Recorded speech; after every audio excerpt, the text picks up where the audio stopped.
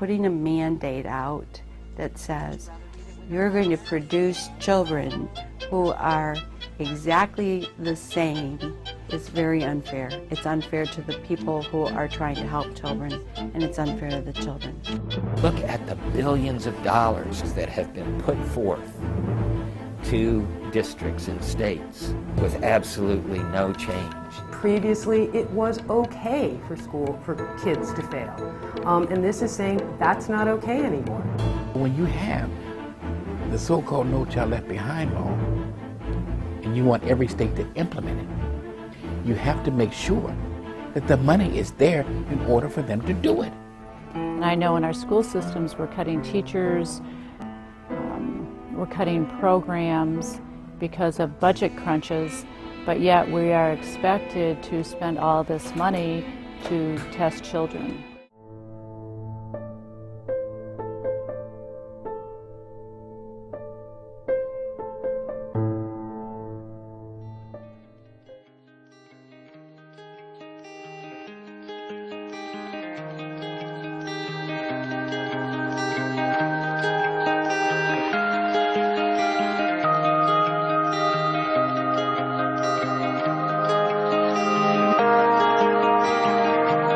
I don't think that a test should have to define your skills, because some people have learning disabilities and it may be hard for them to focus on long tests like that.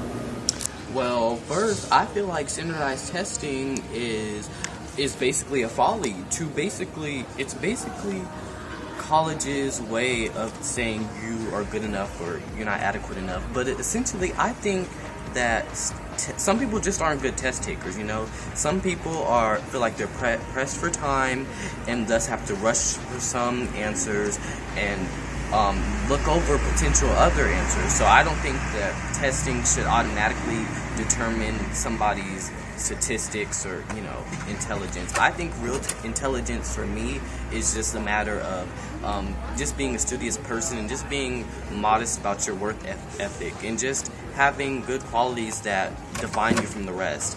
And I think that and I'm the type, I don't like to be under any stereotype or mold, so I just don't want to be another statistic. So even if I'm not the best test taker, I know that I excel in other qualities, and I hope that colleges or whoever looks at test scores looks at that as opposed to, you know, a score. So that's what I feel.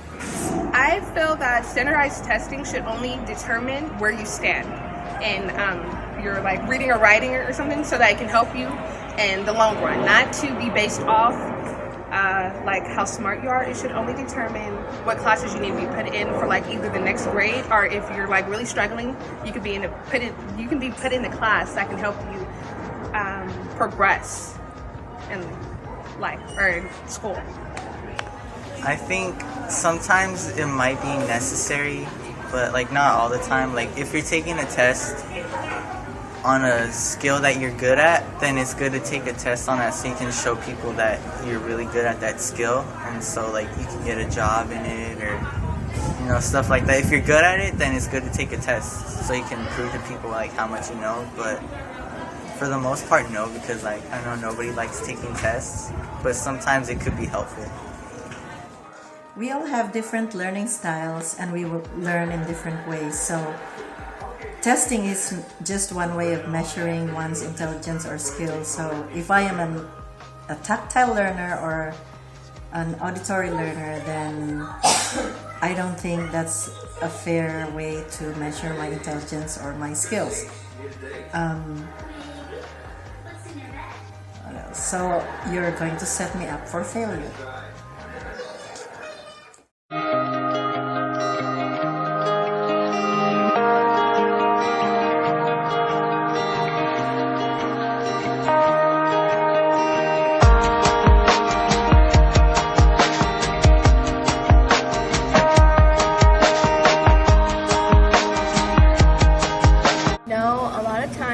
Get distracted, they're tired, or they just can't focus, and that's why a lot of people get bad test results. So I think that a regular test would determine intelligence, but not a long drawn out test like the CSTs. I don't think that that testing can actually determine intelligence, because there are a lot of other outlets that are useful in determining intelligence. Simply because you aren't good at taking a history test doesn't mean that you can't apply it to other knowledges, such as, recreational like activities such as like building and such. So, I mean, at the end of the day, we all have strengths and weaknesses, and I would say that I'm not the best test taker, but when it comes to working in class and doing all my homework, I excel at that. So that's no, because there's people that are test smart and they will be considered intelligent because you do very good on your test, but then there's others that are good just during school, during class, but which still makes you intelligent, because I'm intelligent even though I'm not good on my test scores, but in class I still earn A's and B's. Sometimes it could be, but I think true intelligence is not really so much like book smarts, but sometimes it could be helpful, like measuring your intelligence in like different areas. I don't think tests are valid ways of measuring intelligence because, as I've said earlier, all of us have different learning styles, so we should have a tool to measure different people with different learning styles.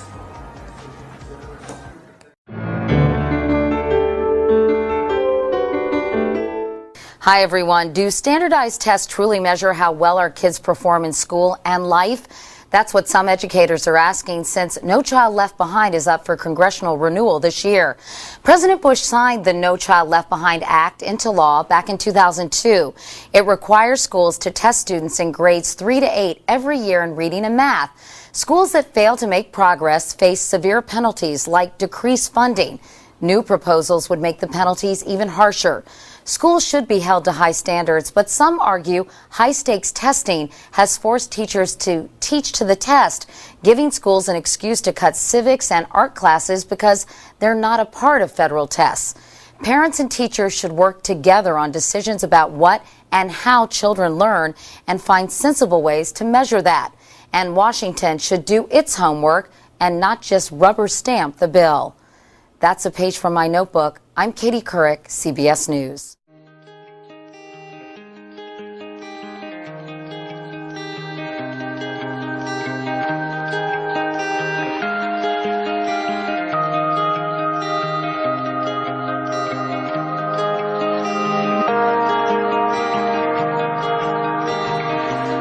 It's not about how much you know or you don't know. It's about how well you can take what you know and apply it to your life. Being intelligent to me means that you're a hardworking person with good work ethics and that you don't shy away from a challenge. Simply because you didn't get the best grade in the class doesn't mean that you didn't put forth the effort to actually get a satisfactory grade. Like, if I get a C on a test and I know that I studied excessively the previous day, I'm not going to beat myself up because I know I studied, and it was just a matter of fate, I guess, that kind of withheld me from getting a better grade. But I never would ever count a statistic towards actual intelligence because we're all good at some things. So yeah.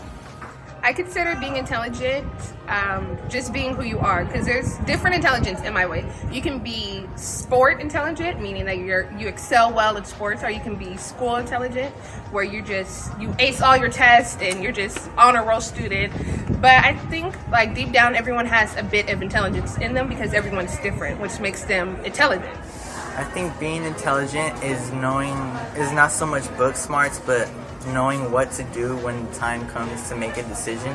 I think life skills, that's true intelligence. Like you kind of have to be good at everything, so that way you know what to do when the time comes when you have to make like big decisions, or especially taking care of yourself. Like if you know how to take care of yourself, like cook your own food, clean your house, how to manage your money and stuff like that. I think that's true intelligence. All of us are intelligent in different fields or areas. Some excel in academics, visual and performing arts, or in sports. I consider one intelligent if he or she is confident, spontaneous, and effortless in a certain field.